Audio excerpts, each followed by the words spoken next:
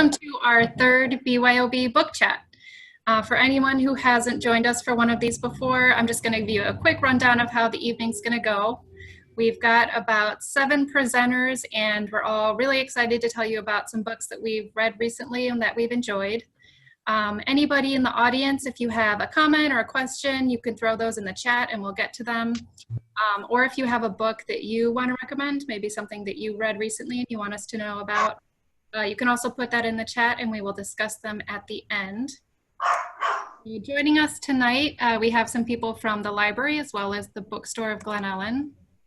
We've got from the library, Amy, myself, Brenna, Chris, Josh, and Kathy. And from the bookstore, we've got Sue and Renee. So thank you to all our presenters for being here tonight. So I'm going to get us started with our first book. And you'll notice that on the left, I've got some guides to help you find these. So pretty much everything is available in print, but a lot of them are available as digital resources as well. So if it's something you could get as an ebook or an e-audiobook through the library, I've noted how you can get that there. So my first book is The Henna Artist. And I recommend this one for anybody who likes historical fiction and or international fiction. It's set in 1950s Jaipur, India. And our main character, her name is Lakshmi. And she grew up in kind of a rural village, and she got into a bad situation with a bad marriage, and she fled. And now she's got this really successful life in the city. She's a henna artist, and she serves kind of the wealthy ladies of the town, and she knows all their secrets, and she's really involved in their personal lives. And then one day her abusive ex-husband shows up, so the past kind of comes back to meet her, and he brings her younger sister, who she never knew even existed, who's now a teenager. And she takes in this younger sister, and they're just total opposites, and they have a really hard time getting along. Sister's getting into all sorts of trouble, and it starts to kind of throw a dent in her successful business. And I won't say anything more so I don't spoil the surprise. But what I really liked about this is that it has really great descriptions. So they talk a lot about the food and the clothing and the art of the henna. So you really kind of feel absorbed in the setting of this one. It's also a really great pick for book club. So if you're looking for something to read with your book club, I would recommend this one. And that is The Henna Artist by Alka Joshi. And I'll pass it along to Josh. Okay. Dread Nation by Justina Ireland is a YA fiction. And as people are starting to realize, young adult fiction means anybody can read it. Typically the protagonists are of that young adult age between 14 and 19 or so, but it's for anyone. Ireland wrote some Star Wars novels for middle grade and fantasy and sci-fi for adult audiences, and a lot of short stories. So she's done a lot of different types. She's the former editor-in-chief of FAYA Literary Magazine of Black Speculative Fiction. So already there, she's got quite a repertoire. Dread Nation is a late 19th century America. The Civil Wars interrupted when the dead soldiers got up and started eating their former comrades. A handful of years later, the North and South are reunited, slavery abolished, and there are schools to teach people how to fight. But these fight the new zombies. But these schools teach only people of color, and they become lifelong attendants with few civil rights. Now, a pair of protagonists have swagger, determination, and cunning.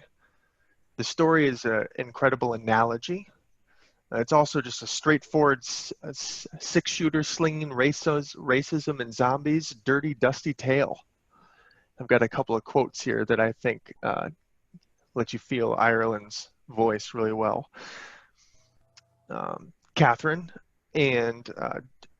is talking with her companion, and I suppose I may have grown up better, might have become a proper house girl, or even taken Aunt Augie's place as the house helper.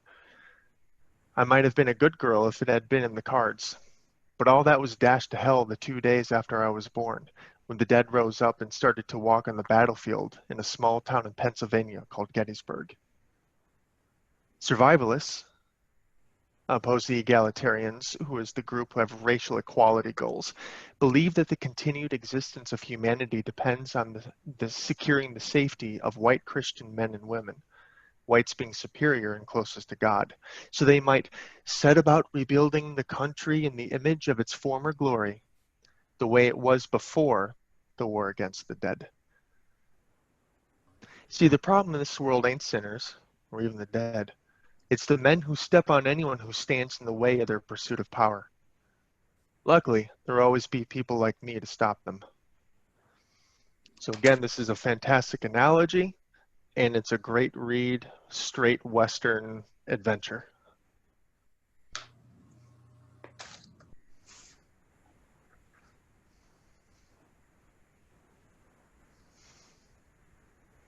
All right, up next is Afterlife. So, Afterlife by Julia Alvarez. Main character is Antonia. It's set in current day, 2019. She has just suffered 2 losses at the almost exact same time. She's just retired from her job as a college professor, and she's going to celebrate that with her husband, and he is in an accident on the way there and dies. And so she's looking at her whole life changing. Meanwhile, the neighboring farm in Vermont has hired some undocumented immigrants to do some work, and they're trying to bring in a young girl. And so she gets involved in that. And then the third layer in this story is her 3 sisters, one of whom appears to be missing and might be in distress. So there's great sisterhood depictions, and there's the fact that she's a professor of English literature. She's just always looking to literature to give her answers and help her answer the big question, which is who is the most important one in any situation.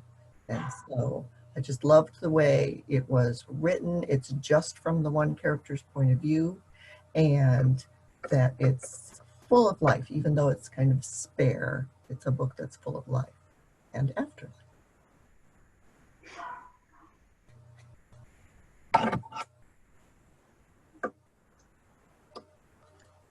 Yeah, this is my book, In 5 Years by Rebecca Searle. The review said it was a good book club book, which usually means I avoid them. So it's got an interesting little time slip, alternate reality feature. And can you hear me okay? Because my screen just said I had an unstable internet connection. You were cutting out a tiny bit, but I think you're fine. Okay.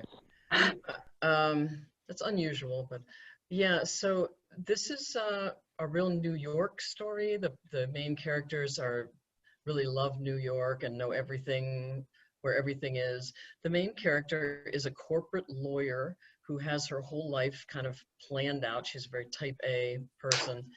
And it opens in a day when she's going for a very important interview to her dream job. And she also thinks her boyfriend of quite a few years is going to propose.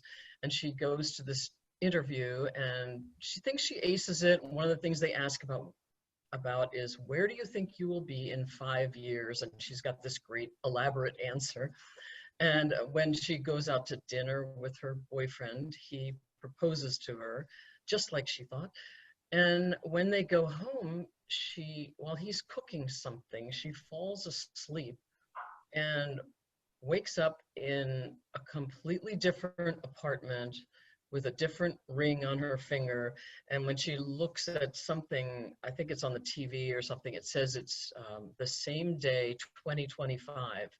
And there's a different man there. So she has kind of an intense hour there, and she recognizes where she is because she knows New York so well. She looks out the window and, oh, I'm in this certain area she calls Dumbo. I don't know what that means.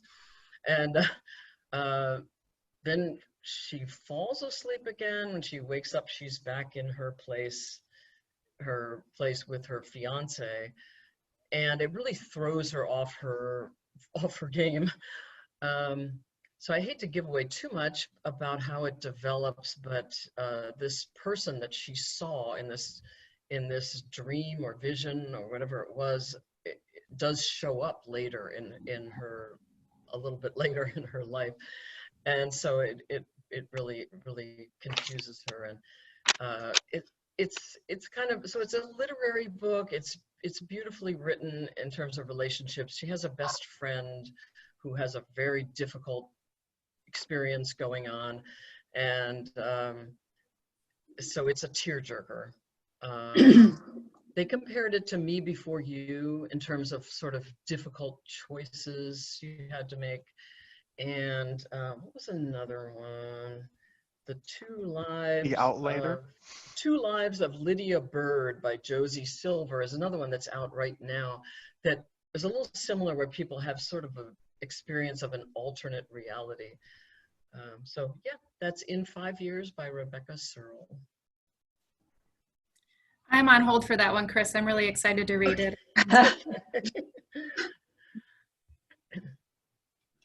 A Burning by, and I'm not sure how to pronounce this author's name, Megha Majumdar,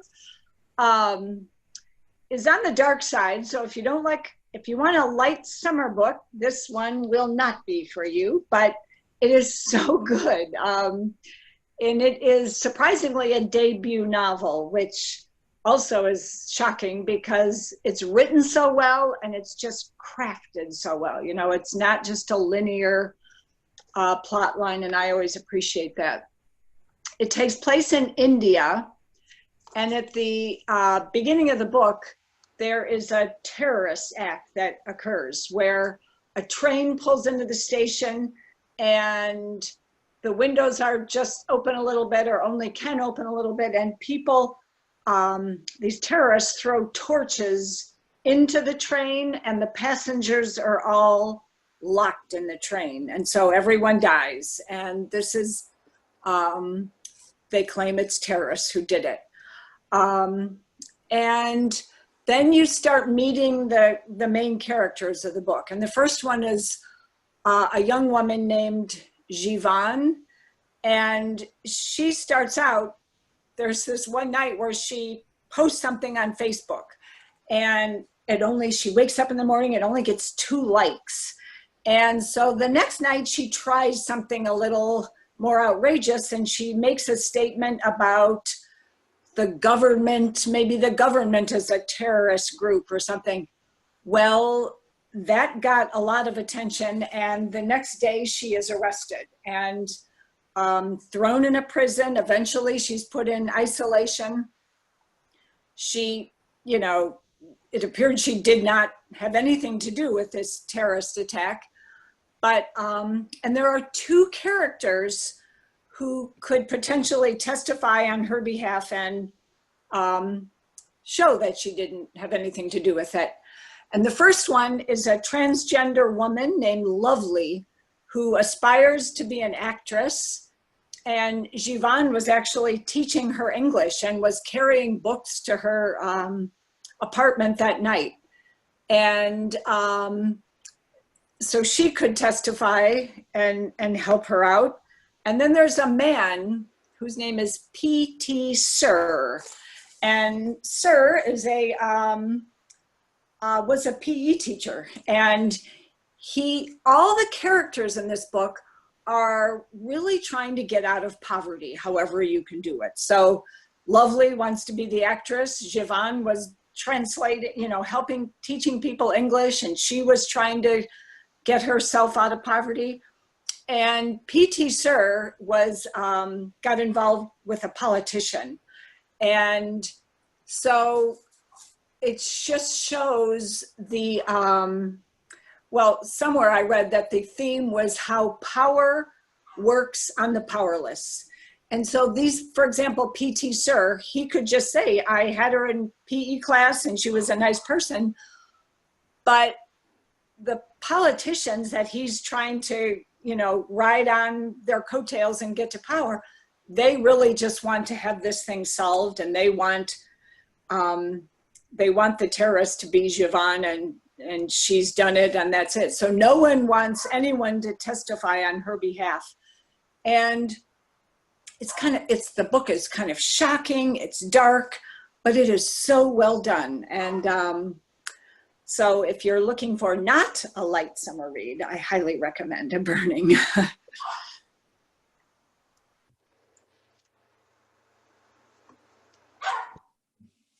All right.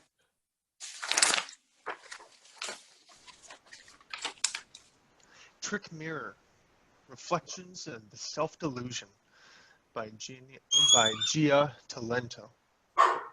This is nonfiction. I listen to it. She reads it. It's great. I always try to get a good nonfiction audiobook. I also love a good scathing reflection that someone has for themselves, which in turn reflects on me and on the world as I know it. Our everyday lives can jellify into silly earnestness, and Talento lets you in on her own life. Her tone makes you feel both aghast and empowered to pick up and start again. She's written memoirs and contemporary nonfiction. She's a staff writer at The New Yorker and was the deputy editor at Jezebel and a contributing editor at The Hairpin, with writings appearing in Pitchfork and the New York Times Magazine. So, it's a collection of her essays. Some of them are memoirs. Some of them are consumer everyday commentary. And also to give you a sense, she talks about her her upbringing in California and kind of the megachurch Christian experience, and kind of chronicles the phenomenon of when somebody pushes something so hard that it pushes you away from something, with her upbringing. And while she does a lot of dovetailing. So while she's talking about her childhood in kind of California-style Christianity, she was also talking about what it's like to be the child of an immigrant and of a native-born citizen, and how that plays or doesn't play into her kind of church world. She also talks a lot about capitalism and our spending habits, as well as everybody, herself included, loving wearing yoga pants just in general. So a couple of spots that stuck out to me are this quote is, "This is how athleisure has carved out space and time between exercise, apparel, and fashion. The consumer category optimizes your performance. The latter optimizes your appearance. Athleisure does so simultaneously. It is tailor-made for a time when work is rebranded as pleasure so that we will accept more of it. A time when, for women, improving your looks is a job that you're supposed to believe is fun." She also has a lot of commentary about how, you mentioned before in her Facebook post in The Burning, the first one was, just kind of a statement of fact and didn't get too much attention. And the second one, trying to make more aggressive, and that got a lot of attention. There's less time these days for anything other than economic survival. The internet has moved seamlessly into the intersects of the situation, redistributing our minimum of free time into unsatisfying micro installments, spreading throughout the day. In the absence of time to physically and politically engage with our community the way many of us want to, the internet provides a cheap substitute. It gives us brief moments of pleasure and connection, tied up in the opportunity to constantly listen and speak. Under these circumstances, opinion stops being a first step towards something and starts seeming like an end to itself. So she wrote just a few years back, but like a lot of things we might find these days, some of these commentaries about just how we do our social life with things, with the internet, and what we think are either are important ideas, have a lot of commentary on us now. She ends her book with another kind of memoir style where she is now. All my life I've been leaving myself breadcrumbs. It didn't matter that I didn't always know what I was walking toward. It was worthwhile, I told myself, just trying to see clearly, even if it took me years to understand what I was trying to see. So if you're looking for something that's #deep, really good commentary about what we think is innocuous or important in our own lives. Go for this to inspire that inner critic to be honest and constructive.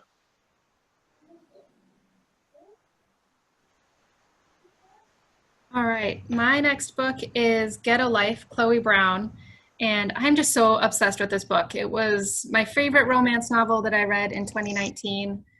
If you're a romance reader, definitely check it out. Even if you're not and you just want something kind of fun and uplifting, highly recommend it. So our main character here is Chloe, and she is someone who is living with a chronic illness. And she's been kind of stuck in a rut for a while. So she says, okay, I'm going to make this list of ways that I can, quote, get a life, and just kind of get out there and make some changes and start feeling better about herself. So she moves into her own apartment and she meets Red, who is the kind of like the building manager. And of course, at first they hate each other and they're enemies. And then she finds out that he has a motorcycle. And one of the things on her list was to ride on a motorcycle. And so he gets kind of roped into helping her check off these things on her list to get her life on track. What I really liked about this is that there's a lot of like really good witty banter and really lovable characters. I loved that the main character was someone with a disability, which you don't see very often, and that it's an interracial couple. I will say that it's pretty steamy. I'd say 4 out of 5 chili peppers, so know that going in if that's your thing or not. But it's just a whole lot of fun, and it leaves you with a nice, happy, fun feeling. That is Get a Life, Chloe Brown by Talia Hibbert. I read that also. I remember now as I saw it. Yeah, it was very. Probably because I recommend it to everybody. It's awesome. It's charming characters. Yeah, I didn't remember the steamy part, but I remembered the kind of cute couple. Yeah. What we know about Chris as a reader. Uh-huh. So this next one is mine, and this is nonfiction, and I'm going to tell you right off, this is not for everybody. The Hidden Life of Trees, what they feel and how they communicate is fascinating. One of the things I look for in a book is something that tells me something that I didn't already know. So I love to, even if it's in fiction or nonfiction, or I just learn something that kind of makes me go, wow. The author of this book, Peter Wohlleban, I'm not sure how to say that, German, is a forester, and he's spent his life among trees and sort of refiguring out how to work with trees, especially old growth trees. This had 4 stars on Goodreads, so there are people out there reading it and enjoying it, but it's a lot. I think it's the kind of book that if you want to, if you're a gardener or you're interested in climate change, it'd be a great book to have on the bedside and dip into a chapter at a time, because you kind of get so much in one chapter or 2 chapters. But it was fascinating to know that there's a 9,500-year-old tree in Sweden, that trees communicate by scent and use scent to attract predators to attack bugs that are attacking them. I just found all of this fascinating. The book had kind of a sense of magic about what is happening with trees and how essential they are to what's happening with climate change, how felling old growth forests really mean that erosion and all kinds of things are happening, that trees are essential to both preventing that erosion and also protecting our water supply and providing our water supply, kind of going through. If you're a Lord of the Rings fan, there are multiple times when I thought of the Ents when I was reading this book, because it talks about the way the trees protect one another, that they have this whole root system underneath, and the stronger trees will send some of their nutrients to the weaker trees to help keep them alive. And that's why, especially for beech trees, you'll see them in such close quarters, because they're kind of keeping each other alive.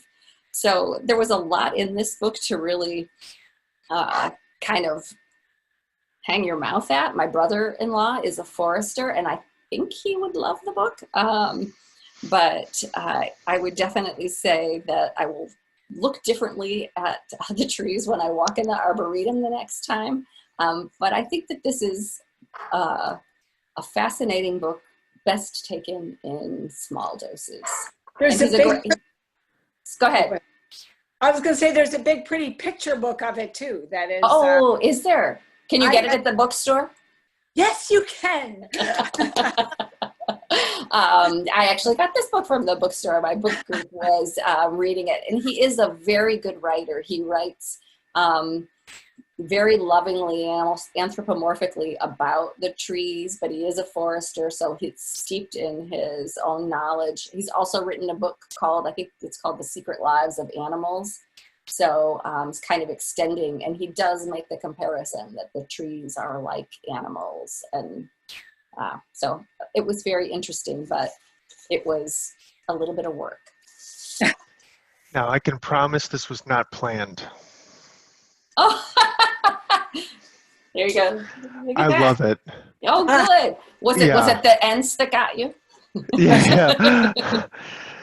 But if you want to talk analogy again, and typically analogy means both it is a thing in itself as well as referring to something else. Mm-hmm. This place is like human interaction with each other, how we should interact. We're not isolated. We're not autonomous individuals. We affect each other in ways we don't even realize. Yeah, we should care for one another like the trees. They talk about how there was this stump, and that the trees just keep this stump alive because it's sort of part of their family. It was fascinating. That's funny. Yeah. You just have all the books at your fingertips, right? It's right here. Yeah. Oh, here we have The Sweeney Sisters by Leanne Dolan. There are 3 Sweeney sisters who have been raised in this harbor town, Connecticut, and they've all left the family home. Their mother died 10 or 15 years ago. Their father is a internationally famous sort of universally loved novelist. His most famous novel is taught in high school and college. And he's a college professor as well as being a writer, and he has just died. So the sisters are getting together to throw him a big Irish wake, and just this huge party. So it's a story of the sisters and all of their interactions. And then at the wake, there is a neighbor, a young neighbor woman who just sort of shows up. They're not really sure why she's there. Her name is Serena Tucker. She's a journalist. She, on a whim, recently took a DNA test that shows that she's a 50% match to one of the other sisters. And so now there's a 4th half-sister, half-Sweeney sister. So the sisters have to learn how to incorporate another person into their group. The dad, who was flawed, they can't find his memoir that they know he was working on, so they're trying to find his memoir. There's some financial issues that they have to sort out. There's just all kinds of just this great family drama that would, I think, make a great, I would say, beach read, but I don't know that anybody's going to the beach or a pool, so a good hammock read for the summer. Thank Lots of complicated characters. It's a modern sort of a drama that I just think was really enjoyable.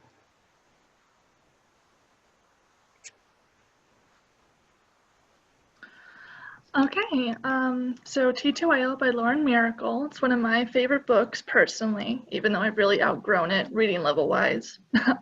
It's the first in a series published in 2004. I'd say its audience is typically late middle school through high school girls. Guys can read it too, but I don't think they'd really like to. It's really girly. It's written in an IM format, not typical prose, so that in itself is really unique, and I like that. And through the chats, it goes through the first 3 months of sophomore year for 3 girls who have been best friends for years, named Angela, Maddie, and Zoe. Another thing I really like is that since it was written in 2004, there's a lot of pop culture nostalgia. So they don't talk about any social media besides MySpace, if you remember that, and old TV shows like Seventh Heaven and The OC. Of course, since they're high school sophomores, there's a lot of profanity and innuendos and adult topics. But I read it for the first time in 6th grade, and it didn't scar me for life. I thought it was hilarious, and it's great, and I still do. I still read it. The 3 girls have very distinct voices, which prevents confusion. For instance, Zoe is very bookish and your straight A gal going to an Ivy League school probably. Maddie is a wild child. And Angela, to keep it brief, is a boy crazy fashionista. So the combination of the 3 makes, like I said, a really hilarious story. On a bit of a deeper level, it would be a good book for parents and their preteen daughters to read together, because they do go through a few difficult scenarios, and it'd be a good way to bring up those scenarios in conversation with your kid without it being completely out of nowhere or awkward. So yeah, I really like it. I still read it, and I turn 22 tomorrow. So it's timeless, and I recommend it. Yeah, I remember reading that in high school. I think it's kind of a classic. I think it still works. Oh yeah. All right, I'm up next with Hidden Valley Road, Inside the Mind of an American Family by Robert Kolker. And this is a work of nonfiction that I thought was pretty unique. So it's part medical history and part personal history of this family. So the story is that the Galvins had 12 kids that they were raising in Colorado in the 50s and 60s. And 6 out of the 12 kids, all boys, ended up being diagnosed with schizophrenia. And so they go into kind of the medical side and what the treatments were. Some of the boys get lobotomies, they have shock therapy, they are on all sorts of different medications. And for a long time, and even still, the disease is not super well understood. And then on the other side, it talks about what it was like to grow up in a family with a lot of mental illness. There is some talk about abuse that you should be warned of if that's going to be something that's difficult to read. But like the siblings who aren't mentally ill or growing up in this kind of unstable home. I thought it was really interesting because I didn't know a whole lot about schizophrenia before reading this, and they go back all the way to the 1800s, and they take you through the whole research of how it came about, but it's done in a really interesting way. So you get to learn something, and then you still get this kind of personal story about the family. So I recommend this one. It's Hidden Valley Road by Robert Kolker. It's amazing to me that Hidden Valley Road, that they still don't know. Is it a genetic thing? I mean, it's what part of it is genetic? Yeah, it seems like a little bit of both, but they still don't totally know, it seems like. Right. And before I mention it, Amy, look at this is the illustrated edition. It's a big picture book of trees. My next book is These Women by Ivy Pakoda. And this is basically a serial killer story with a feminist twist. And I don't read a lot of serial killer stories, but this is really good. It's set in Los Angeles, kind of the seedy side of Los Angeles. And you know, the setting is, you really feel like you're there. It starts out 10 years ago. There were a few prostitutes that were murdered, and they would have their throats slit and a plastic bag over their head, and they were tossed in an empty lot. And one woman who was, you know, taken by whoever was doing this survived. And so you have that voice going on throughout the book. And then another main character is the mother of one of the women who was killed. And so then flash forward 10 years to the present, and another prostitute, there haven't been any in those 10 years, but then another one is found in, killed in an empty lot. And another big character is a police detective, a woman. She's not even 5 foot tall, so she gets all kinds of, you know, joking around, ribbing about her height, and are you sure you're a cop? And so, but she is really listening to people. And that is a huge theme in this book, is whose voices just get ignored and dropped, and whose voices are unheard. And you don't really even think about who did it. I mean, you're just so invested in the story and the characters, and but then all of a sudden I remember going, wait, who's doing this?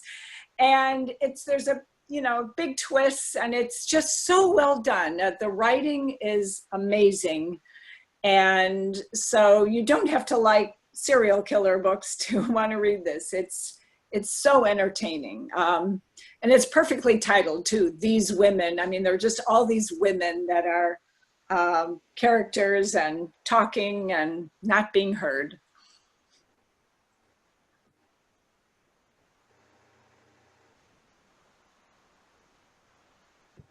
Okay, Miss Cecily's Recipes for Exceptional Ladies by Vicki Bannon. This I thought was the lightest, most fun of the books that I'm reviewing. And it is set in and around London. The main character is Kate Parker, and she's turning 40, and her job isn't any good anymore, and she doesn't know what to do about her job. She has to move in with her mother. She had this long-term boyfriend that never is ever going to propose, apparently. And she ends up volunteering at the Lauderdale House for Exceptional Ladies. And there she's talked into doing some cooking demos. And one of the attendees is Miss Cecily. Cecily is 97 years old. She is sharp as a tack. She is a little on the bitter side. She doesn't seem to approve of anything in Kate's life, but they end up becoming pals almost. And it happens through a cookbook. The cookbook is called Thought for Food. It's from the 1950s. It's got that great 50s vibe. It's got menus that are titled things like Dinner for a Charming Stranger, or Tea for a Crotchety Aunt. And so talking about food is where these two women connect. And the breakthrough with the book also shows up in Kate's life. She's able to move her life forward in several ways, and things begin to change, while Cecily is sort of withdrawing a little bit. But it is just sort of, the book is just a treat all around. It's just like the cover. It just looks like a fun little Pop-Tart of a book.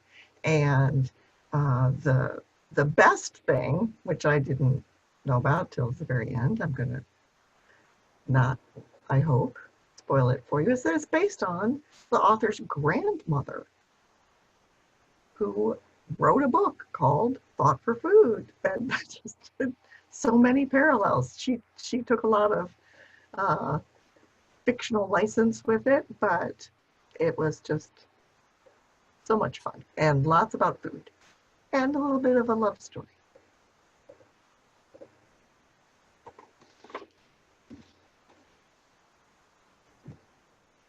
Okay, this is mine. This is, I'm not actually sure what number it is in this series, maybe 7th or 8th or something. This is I guess you'd call it urban fantasy series, but not urban fantasy as like a YA type of thing. It's a little more subtle, very funny, very witty, and the main character, well, let's just say first, the author is somebody who wrote for, what is it, Doctor Who? That show where the guy goes through time. He's just very funny. The main character is a young man who is in the police in London, and there's a great love for the city of London, both by the author and this main character. And he's a mixed race young man whose father is was a famed trumpet jazz player. He was a white man and developed a heroin habit and is sort of recovering at the point that the book starts. And his mother is, I think, from Trinidad or Jamaica. And so he's got this interesting cultural background. He loves being in the police and is ambitious to be a detective. When some crime happens in the beginning of the very first book, he interviews someone and goes back and looks for him again, this older man that was dressed kind of oddly, and somehow figures out that this guy is actually a ghost he was seeing. So he gets recruited into the magical branch of the London police, which is down to one man running it. Apparently they lost a lot of people in World War II in this magic division. So it's a lot of fun. It depends if you like this kind of thing, but I love this sort of genre. And these are well written and fun. The series is called Rivers of London, and one of the major magical features in it is the gods and goddesses who kind of lurk around these rivers, and they manifest as real people. Father Thames is this old man who lives with the travelers, like gypsies, and they have to go be very honorable to him in order to ask him some questions about something that's going on. Hard to describe, I guess, without reading it, but I don't know if anyone has read any of Charles DeLint, who does this kind of wonderful interface between the magical world and the physical world in kind of subtle, mysterious ways, and based on, and these books are like that too, based on a lot of the myths and legends and traditions of Britain. So if you want to sample something very different, it's kind of a police thriller, but also with some very fun magical elements. So, Chris, and this one is called False Value. It's part of a series. Do you have to read the series in order, do you think? I think it's a lot of fun to read the series in order, yes. The first one was called Midnight Riot here. I think in England it was called Rivers of London. Maybe they thought it sounded too much like a travel narrative, so they changed it to something called Midnight Riot here. And yeah, so I kind of wait for them to come out. I love this series.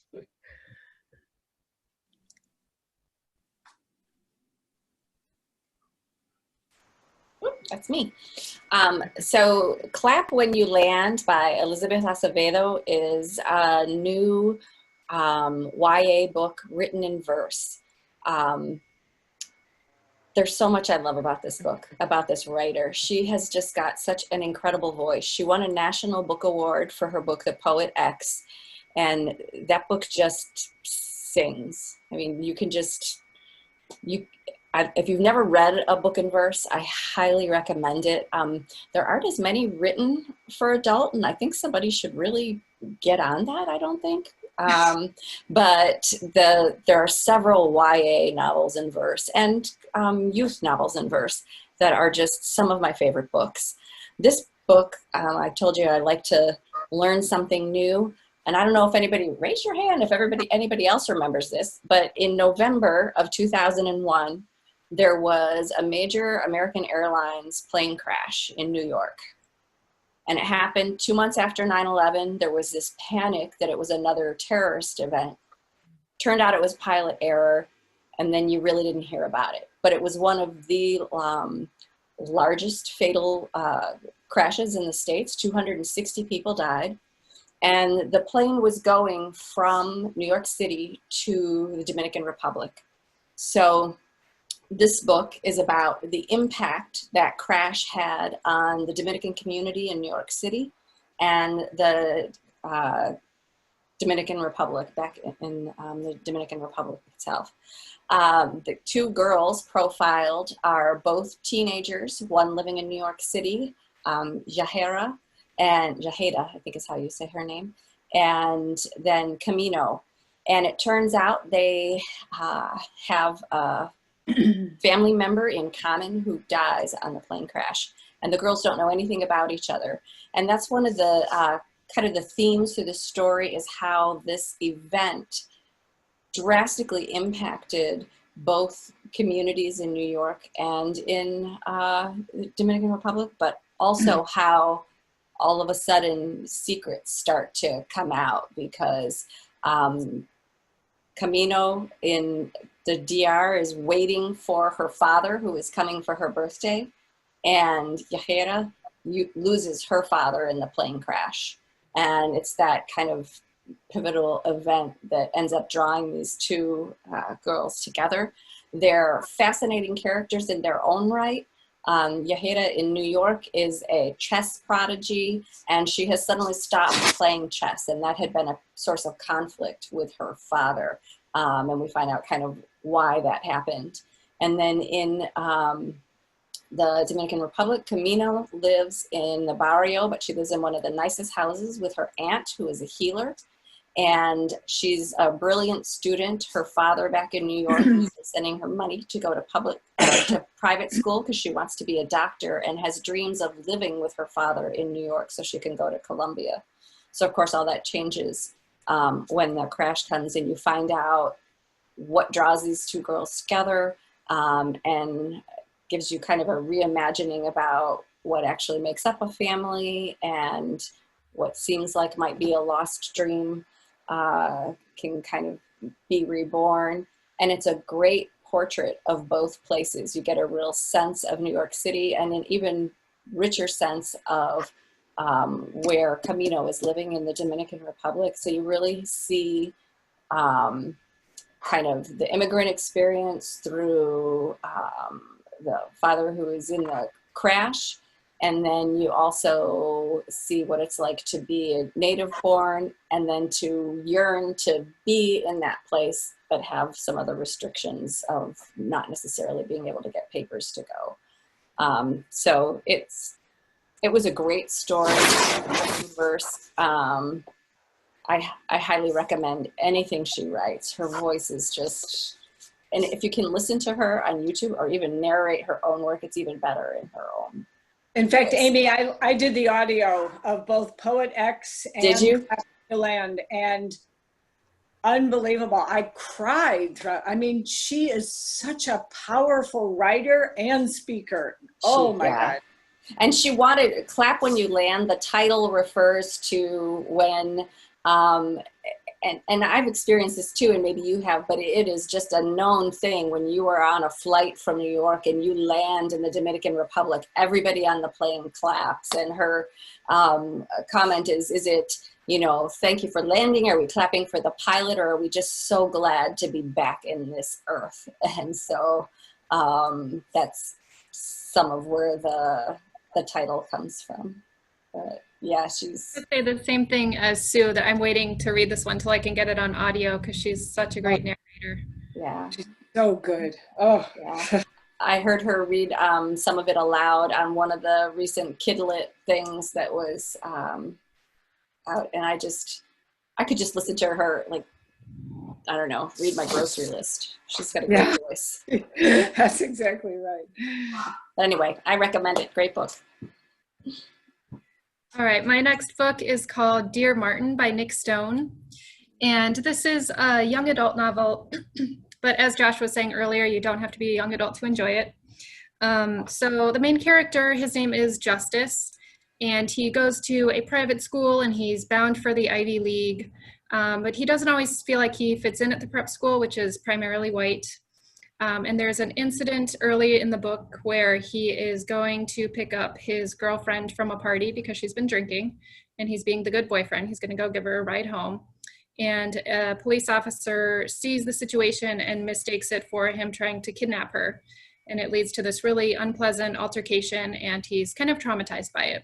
So the title of the book, Dear Martin, is because after this incident, he starts writing almost like journal entries, but they're written to Martin Luther King, and he's kind of dealing with, you know, what's the best way to handle these situations and what's it like to be a Black teen in the United States. And what I thought was really cool was that a lot of the book is written through dialogue. So like him talking to his white friends, sometimes it's a classroom setting where they're talking about these bigger issues. And his classmates don't always understand what he's going through. He has one classmate who dresses up like a KKK member for Halloween and doesn't understand why that's not okay. And then at a different point in the book, he starts dating a white girl and his mom doesn't approve. And so there's another layer there. But with everything that's going on in the world, a lot of racial justice books are getting a ton of attention. And I think this is a really great one. It's pretty short. I think the audiobook was like 5 hours. And it reminded me a whole lot of The Hate You Give, if you enjoyed that one. So this is Dear Martin by Nick Stone. I need to apologize first. This dog is almost 17 years old, and she eats and barks and runs into things because she's blind. And so maybe this will keep her quiet for my last 2 minutes. This book, The Second Home by Christina Clancy, is another debut novel, and it is a great read for the summer. It's brand new, just out in June. And it starts out with Anne Gordon is in Cape Cod getting ready to get her family summer home ready to sell because her parents have just been killed in an automobile crash. And so she's there by herself doing this, even though she does have two siblings. And first of all, you learn that 15 years ago, when Anne was 17, there was this disastrous summer that just changed the course of her life and her family's life. And she had an adopted brother, Michael, who the family was now estranged from after that disastrous summer.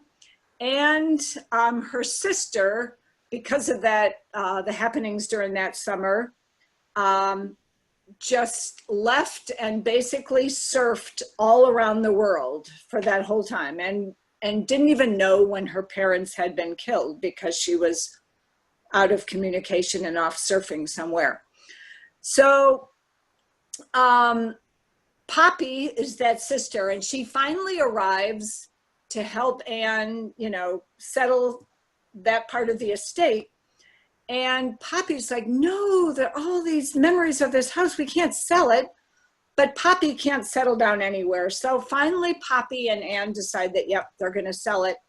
And suddenly Michael, who no one's seen for 15 years, he shows up to claim his 1/3 of the estate. And he loves that house so much. So he wants to claim his share of the estate, but he also wants to kind of get the record straight, clear up what happened and why he's left for so long and been out of communication. So I would say it's a summer read just because at Cape Cod, second homes, Christina Clancy and this family, the Gordon family in the book, live in Wisconsin. And in fact, I met her in January at the conference I was at, and I know she would love to come to Glen Ellen. So if we ever get to have author visits and things like that, I bet we could get her at the bookstore, at the library, anywhere. So it's a great, the characters are all really interesting, and it would also be a good crossover novel, probably, like young adults would also enjoy it, I think. So that's it. All right, usually at this time we talk about what people in the audience have been reading, but I don't see any comments tonight, so I think we're gonna skip that one. So you can find the books that we talked about today either at the library or the bookstore. Just wanna say thank you to all of our presenters for, I don't wanna say coming out because we're all at home, but for tonight. For brushing our hair. Yeah. So I think we're gonna end it here. Thanks, everyone.